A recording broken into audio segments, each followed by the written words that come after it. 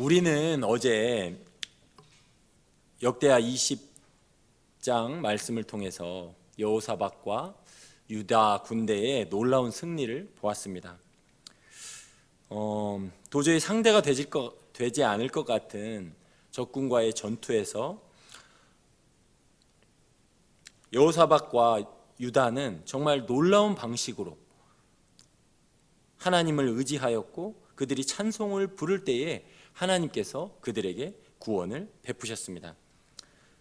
어제 역대하 20장 20절에 이렇게 말합니다. 이에 백성들이 아침에 일어나서 드고와 들로 나가니라. 나갈 때에 여호사밧이 서서 이르되 유다와 예루살렘 주민들아 내 말을 들을지어다. 너희는 너희의 하나님 여호와를 신뢰하라. 그리하면 견고히 서리라. 그의 선지자들을 신뢰하라. 그리하면 형통하리라 하고 백성과 더불어 의논하고 노래하는 자들을 택하여 거룩한 예복을 입히고 군대 앞에서 행진하며 여호와를 찬송하여 이르기를 여호와께 감사하세 그의 인자하심이 영원하도다 하게 하였더니 전쟁의 상황에 찬송을 부르게 하고 그 찬송하는 사람들을 앞세웠더니 어떤 일이 일어났습니까? 22절 말씀에 그 노래와 찬송이 시작될 때에 여호와께서 복병을 두어 유다를 치러 온 암몬 자손과 모압과 세일산 주민들을 치게 하심으로 그들이 패하였으니 참으로 놀랍게도 하나님은 전혀 전쟁에 어울리지 않는 방식으로 그들에게 승리를 주셨습니다. 하나님을 의지하고 여호와를 신뢰하고 하나님께 감사하며 하나님을 찬송하였을 때에 하나님께서 그들에게 전쟁에 승리를 주셨고 구원을 베푸셨습니다. 찬송과 기도에는 놀라운 힘이 있습니다. 우리가 때때로 마음이 내키지 않을 때에도 오늘은 기도하고 싶지 않아, 오늘은 찬송하고 싶지 않아, 그러할 때에도 주 앞에 나와 기도해야 할 이유가 바로 여기에 있는 것입니다. 오늘 시편 9편에 1절 2절 말씀에 이렇게 시작합니다. 다윗의 시라고 표제에서 말하고 있는데 이렇게 말합니다. 내가 전심으로 여호와께 감사하오며 주의 모든 기이한 일들을 전하리이다. 내가 주를 기뻐하고 즐거워하며 지존하신 주의 이름을 찬송하리니. 감사와 찬송이 나옵니다. 다윗은 과거에 받았던 하나님의 은혜를 생각하며 감사하고 또한 찬송합니다. 이것이 신앙의 힘입니다. 과거에 은혜를 베풀어 주신 하나님께서 어제나 오늘이나 내일도 동일하다는 것을 찬송 가운데, 기도하는 가운데, 말씀을 기억하는 가운데 우리의 영혼이 다시금 그 은혜를 떠올리면서, 그 하나님을 떠올리면서 우리의 영혼이 다시 회복되는 것입니다. 하나님의 그 은혜로운 사랑을 붙잡게 된다는 것입니다. 단순히 머릿속으로만 떠올리는 것이 아니라 우리의 영혼이 경험적으로 다시금 그 기억을 되살려 내는 것입니다. 이것이 신앙의 힘이요 기도와 찬송의 힘입니다. 그래서 오늘 제가 주목할 말씀 10절 말씀에 이렇게 말씀합니다. 10절 말씀 다 같이 보겠습니다. 여호와여 주의 이름을 아는 자는 주를 의지하오리니 이는 왜냐하면 주를 찾는 자들을 버리지 아니하심이니이다. 주의 이름을 아는 자, 주의 이름을 아는 자는 주를 의지한다고 말씀하고 있습니다.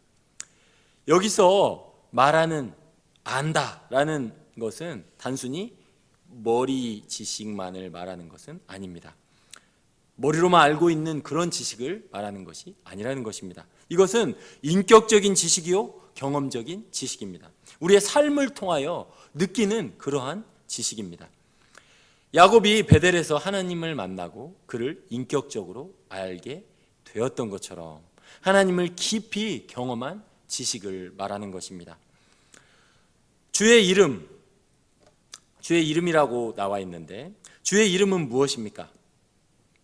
우리는 성경이, 우리가 믿는 기독교 성경이 예수 그리스도를 중심으로, 예수 그리스도를 축으로 돌아간다는 것을 그에 관하여 미리 예언하고 있고 예표하고 있고 예수 그리스도 안에서 하나님의 모든 약속이 성취된다는 관점에서 본다면 주의 이름, 즉 예수, 구원자라는 관점에서 생각해 볼 수 있을 것입니다. 우리를 모든 환난에서 구원하시는 분, 예수, 그 이름의 뜻이 구원하는 구원자잖아요. 그죠? 여호수아 같은 이름이잖아요. 호세아 다 같은 이름이거든요. 구원하다 그런 뜻이거든요.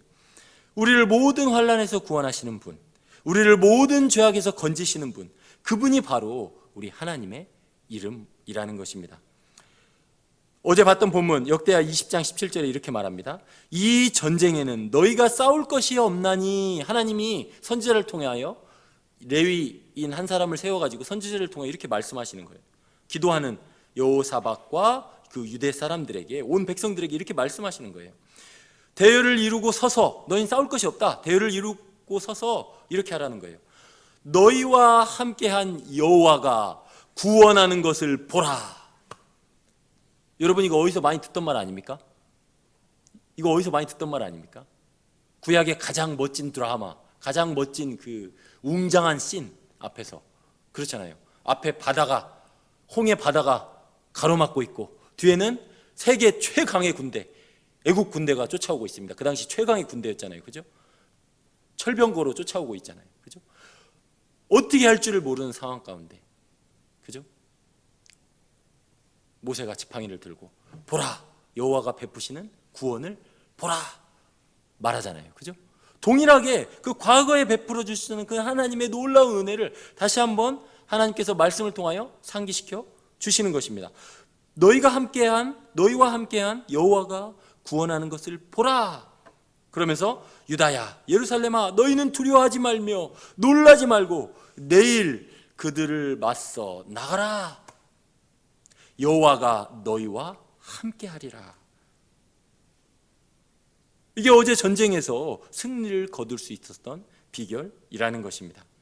그러므로 주의 이름을 아는 자는 주께서 베푸시는 구원의 은혜를 경험한 자들입니다. 예수, 그 이름을 경험한 자들이라는 것입니다. 어떻게 주님께서 우리에게 구원을 베푸셨는지를 우리의 삶 가운데 경험적으로 아는 자들이라는 것입니다. 하나님을 머리로만 아는 지식은 전혀 힘을 발휘하지 못합니다.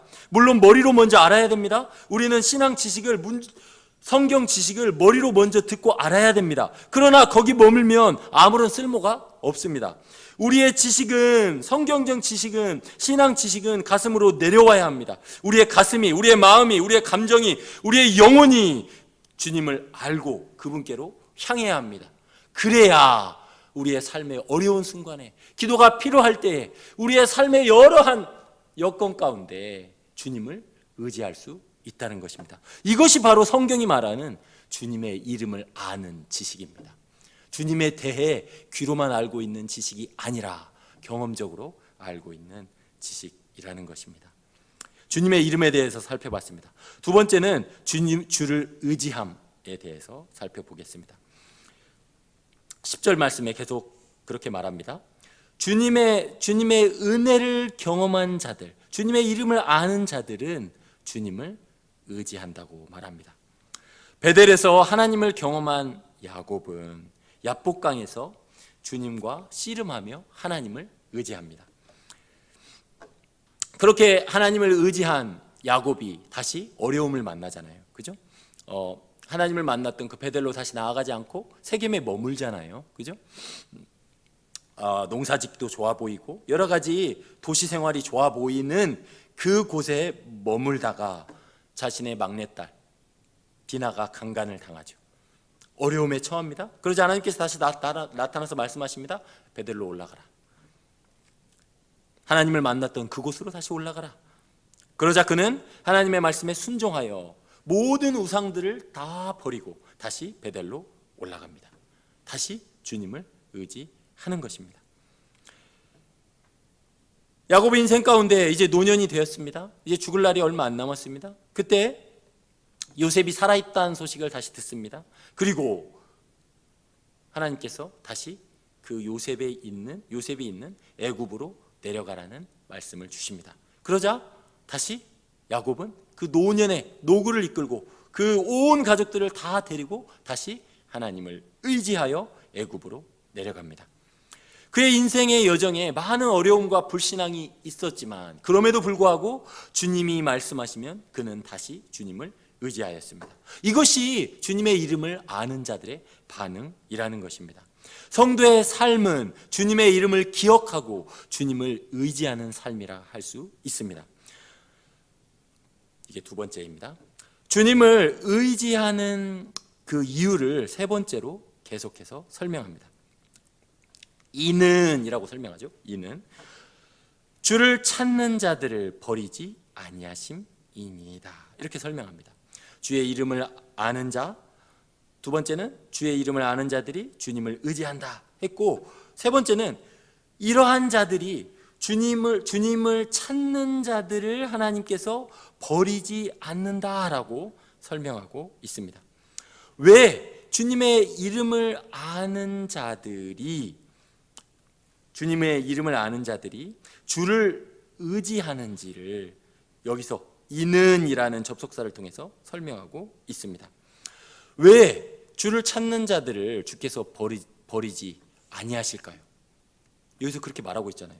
주를 찾는 자들을 주께서 버리지 아니하시기 때문이니다. 그렇게 말하고 있잖아요. 그러니까 주님을 의지하고 주님을 찾는 자들을 주께서 버리지 않는다라고 말씀하고 있는데, 혹시 한번 생각해 보시기 바랍니다. 왜 주님이 우리를 버리지 아니하실까? 주님을 찾는 자들을 왜 버리지 아니하실까? 어제 제가 가정 예배 때 제가 사실 이 말씀을 어제 저녁부터 준비했어요. 박 목사님이 못 오신다고 하셔가지고, 그래서 저녁부터 준비했는데, 그래서 아이들한테 물어봤습니다. 왜 주님을 찾는 자들을 하나님께서 버리지 아니하실까? 근데 그 기독교 가정에서 자라는 아이들, 모태신앙의 아이들에게 어떤 질문을 던지면 그들의 답이 뭐죠? 항상? 답은 항상 뻔하잖아요. 예수님이잖아요. 뭘 물어보기만 하면 답은 다다. 예수님. 두 번째는 하나님이잖아요. 그렇잖아요. 맞잖아요. 어제도 그렇게 말하더라고요. 한 아이는 이렇게 말하더라고요. 찬양이가 예수님이 십자가에 못 박혀 죽어서 그러는 거예요. 주를 찾는 자들을 결코 버리지 않는 이유가 예수님이 십자가에 못 박혀 죽어서. 와, 80점. 잘했다. 근데 아빠가 원하는 대답은 아니야. 찬미, 예수님이 우리 대신 죽어서. 이야, 90점. 그런데 아빠가 원하는 대답은 아니야. 오늘 성경 말씀을 그대로 갖다가 한번 이야기해봐. 아빠가 생각한 대답이 있어. 얘기해봐. 그래서 저도 고민을 하면서 이렇게 얘기했습니다. 주를 찾는 자들을 버리지 아니하심이니이다. 이 버리다라는 말이 들어왔어요. 버리다.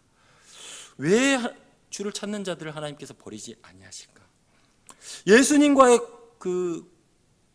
예수님 중심으로 한번 생각해 보면 저는 이 말씀이 떠올랐습니다. 예수님께서 십자가에 못 박혀 죽으시면서 하신 말씀이 있잖아요. 십자가에서. 그죠? 이렇게 말씀하시죠. 마태복음 27장 46절에 제90쯤 예수께서 크게 소리질러 이르되 엘리 엘리 라마 사박다니 하시니 이는 곧 나의 하나님 어찌하여 나를 버리시나이까. 같은 단어거든요. 히브리어로 같은 단어입니다. 예수님께서 우리 대신에 버리심을 당했습니다. 예수님께서 우리 대신 버리심을 당했으니 우리가 주님을 그렇게 간절히 찾을 때에 우리가 버리심을 당하지 아니하도록 주님께서 우리 대신 버리심을 당했다는 것입니다. 이것이 제가 원하는 정답입니다. 예수님께서 우리 대신에 버리심을 당하심으로 우리는 결코, 주님을 찾는 자들은 결코 버리심을 당하지 않도록 하셨다는 것입니다. 얼마나 예수님께서 간절히 부르셨습니까? 엘리 엘리 나의 하나님 나의 하나님. 성경에서 반복은 강조입니다.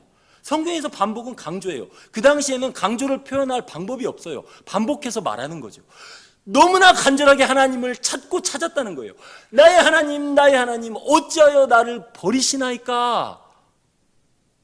그런데 하나님께서 그를 외면하셨습니다. 그를 버리셨습니다. 왜? 우리를 위하여. 우리가 주님을 간절히 찾을 때에 주를 찾는 자들을 버리지 아니하시도록. 그러니 예수님 안에서 이 말씀이 성취된 것입니다. 주를 찾는 자들을 버리지 아니하시기 때문에 우리는 지금 이곳에 모여서 기도할 이유가 있는 것입니다. 우리의 기도가 결코 헛되지 아니한 것입니다. 우리의 기도에 하나님께서 반드시 응답하신다는 것입니다. 왜? 거기에 예수님이 걸려있기 때문에, 예수님을 통해서 우리가 기도하기 때문에, 하나님께서 예수님 안에서 우리의 기도를 받으시기 때문에, 그러므로 우리의 기도는 의미가 있는 것입니다.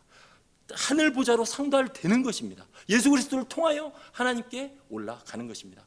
제가 바울의, 지난번에 말씀드렸잖아요. 바울의 기도에 놀라운 점을 발견했습니다. 로마서 1장 쭉 가다가 8절에 보면 문화인사가 끝나고 하나님께 감사하리로다. 너희 믿음이 온 세상에 알려졌도다. 근데 하나님께 감사하는데 누구를 통하여 감사합니까? 누구를 통하여? 로마서 1장 8절에 예수 그리스도를 통하여 하나님께 감사하면 너희의 믿음이 온 세상에 알려졌습니다. 예수 그리스도 빼도 되잖아요. 그렇게 말해도 되잖아요. 근데 바울은 부활하신 주님과 항상 동행하고 있기 때문에 예수 그리스도를 빼놓고는 말하고 싶지 않은 거예요. 말할 수가 없는 거예요. 오늘 이 말씀도 그렇다는 거예요. 왜 주님을 찾는 자들을 버리지 아니하십니까? 예수 그리스도께 버리심을 당하셨기 때문에. 그러므로 오늘도 주님을 간절히 찾으시기 바랍니다. 주님을 의지하시기 바랍니다. 주님께 찬송과 감사로 나아가시기 바랍니다.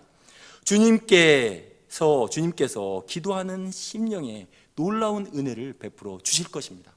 우리의 기도가 결코 헛되지 아니하게 하실 것입니다. 그것이 우리가 기도할 내용입니다. 오늘 이 시간 함께 기도할 때에 몇 가지 좀 나눠서 함께 기도했으면 좋겠습니다. 먼저 어제 우리 전체 공지를 통하여서 다 보셨을 텐데 박 목사님과 아버님 그리고 가족들을 위한 기도를 했으면 좋겠습니다. 새벽에 박 목사님께서 메시지를 보내오셨습니다. 이렇게 보내오셨어요. 수술은 잘 마쳤어요. 아버지는 위를 3분의 2 절제했어요. 위암 부분에 구멍이 뚫려 있더라고요. 그러나 전이된 부분들은 제거하지 않았어요. 말 그대로 시간만 번 것 같아요. 그러나 너무 감사합니다. 요한복음을 읽어드리게 되어서 어제 새벽에 이제 기도 마치시고 저에게 이제 나머지 아침에 올리는 것 좀 부탁하시고 이제 갑자기 이제 마음에 감동이 있으셔서 아버님께 가셔서 찬송 불러드리고 또 요한복음 읽어 병상에서 드렸다고 그렇게 말씀하셨거든요. 네, 이렇게 또 말씀을 주셨습니다. 그러면서 영혼 구원에 대한 마음이 벅차게 다가옵니다. 얼마나 중요한지요. 박 목사님께서 이렇게 말씀 전해주시면서 오늘 새벽 기도에 같이 좀 나눠달라고 그렇게 말씀하셨습니다. 함께 기도할 것은 주께서 끝까지 복음을 들을 기회를 주셔서 감사합니다. 주님, 이제 우리 박 목사님 아버님 이제 여생이 얼마 남지 않았는데 그 마음을 열어주셔서 예수 그리스도를 영접하게 하여 주시옵소서. 그리고 온 가족과 온 교회가 그 복음을 영접하는 소식으로 말미암아 천국 잔치가 참 하늘에서도 또 이 땅에서도 함께 기뻐하는 그 천국 잔치가 열리게 하여 주시옵소서. 그리고 또한 박 목사님과 가족들 강건하게 지켜달라고 한 마음으로 박 목사님과 그 가족 또 그 아버님을 위해서 한 마음으로 기도하겠습니다.